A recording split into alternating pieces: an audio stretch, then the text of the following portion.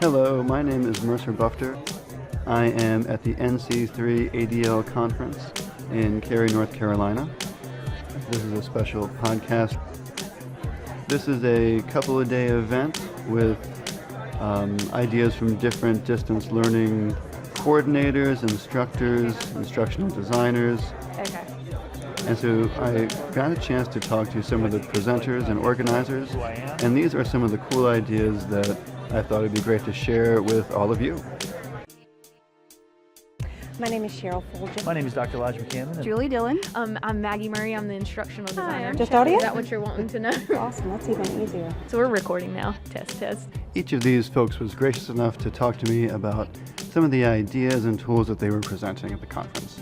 So let's hear more about what they had to say. Okay. My name is Cheryl Fulgham. I am a distance learning administrator at Haywood Community College, and I am part of the North Carolina Community College System Association of Distance Learning Board. I'm the Western Region Vice President.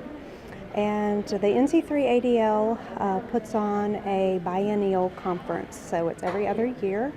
And we gather distance learning administrators, online faculty, other administrators, VPs, IT people, just various people from the community college system, and get them together and talk about best practices and tools and tips for online learning, and just best practices in that modality. So we focus on online education and distance learning resources. This year our theme is Lights, Camera, Action. So we've got a fun film theme. A lot of our visuals are in that vein, and our program is structured so that we weave that theme throughout. We're excited this year because we have some professionals from outside of our state, and a couple of keynotes who are coming from other places, and we think that's good exposure for our system conference people to hear what some best practices in some other states.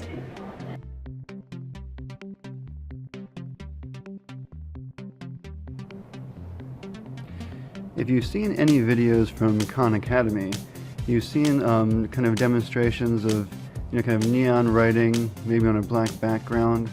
And these are probably done with a light board, which is a really cool way to kind of get the concept of writing on the blackboard in class into video.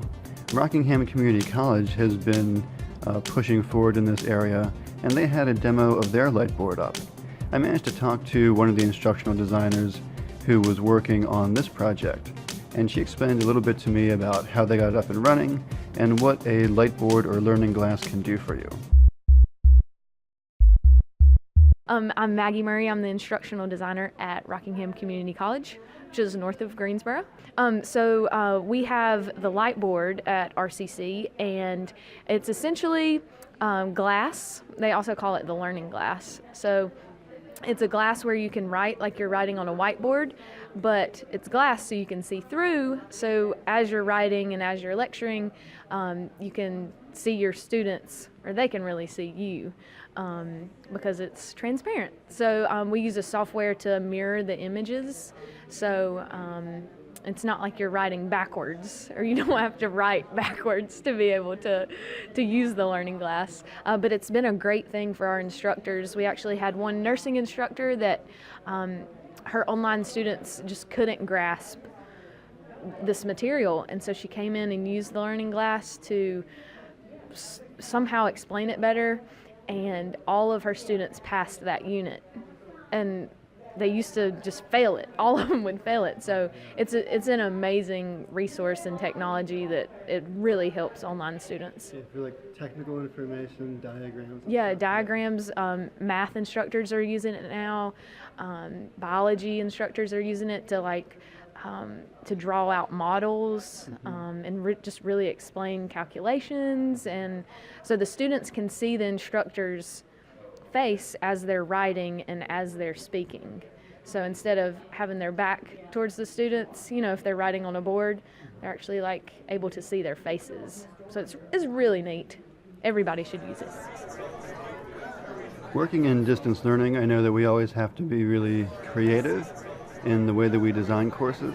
And so I was excited to find a session about a class called Operation Graduating Gilbert. After the presentation, I got to talk to the instructional designer who had worked on the project. And this is what she told me about it. Hi, I'm Shelly Evans, an instructional designer from Wake Tech Community College, and we've created a gamified spy-themed course to better engage students and hopefully retain them as well. The class has a narrative throughout about Wake Tech students, and it includes some spy themes with videos and announcements that are all coded messages. We include a goal in the class where you have to help the student Gilbert graduate. The students are similar to Wake Tech students, so they relate to the characters and learn what campus resources we have through the characters and to develop a growth mindset. Grading is obviously a huge concern. It kind of makes the world go round. And I found a session about a pretty innovative grading technique called specifications grading. And I managed to talk to the presenter, Julie Dillon. So let's hear her explain specifications grading and how she's applied it in her classes. Okay, how close do I have to hold it? Okay. You ready? Okay.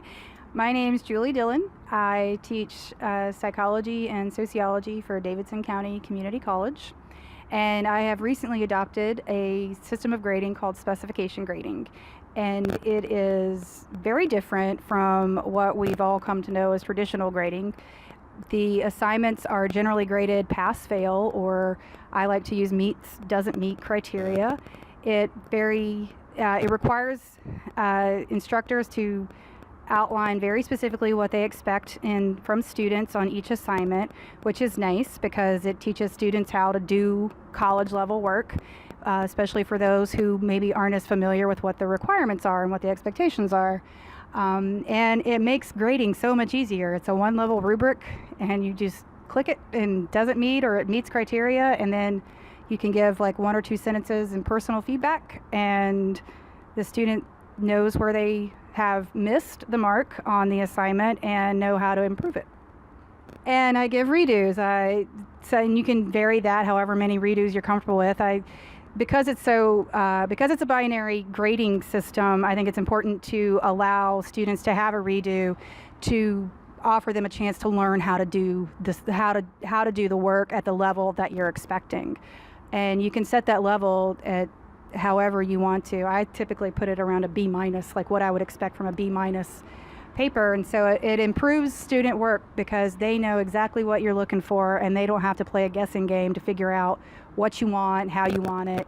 They know exactly going into the assignment what they need to do, and it makes it a lot easier for them, which consequently makes it a lot easier for instructors to grade.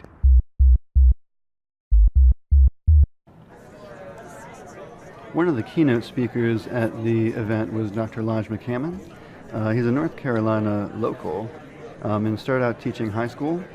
Now he speaks and does workshops all over the country and really incorporates lots of music and movement into his teaching to promote kind of student-centered engagement and really creative production. He made some suggestions to the group, and here he is explaining them to you. My name is Dr. Lodge McCammon, and I'm really excited to be invited and play a role at the NC3ADL conference this year. The theme of the conference is Remake Distance Learning, and I got a chance to get up and do the lunch keynote on Monday afternoon, and among other things made a few suggestions to instructors in the audience, suggested to use very simple low barrier video creation strategies, what I call one-take video, to capture and share their lesson and lecture content. And then we explored strategies on how to get students, even distance learning students, to get up and move, to ignite the brain. as well as strategies around the concept of getting students to reteach information so that they're actively engaged in not only learning content but delivering content. Those are just some of the cool ideas and tools that we found at the 2017 NC3ADL conference. I'd like to thank everyone who contributed to this podcast: Cheryl Fulgham, Maggie Murray, Shelley Evans, Julie Dillon, and Dr. Lodge McCammon. I'd also like to thank the organizers of the 2017 NC3ADL for so many cool ideas and such a good time. Our music came from Philip Gross, Memory Guitars, and additional sound came from eLearning Brothers. My name is Mercer Buchter. Thanks a lot for listening.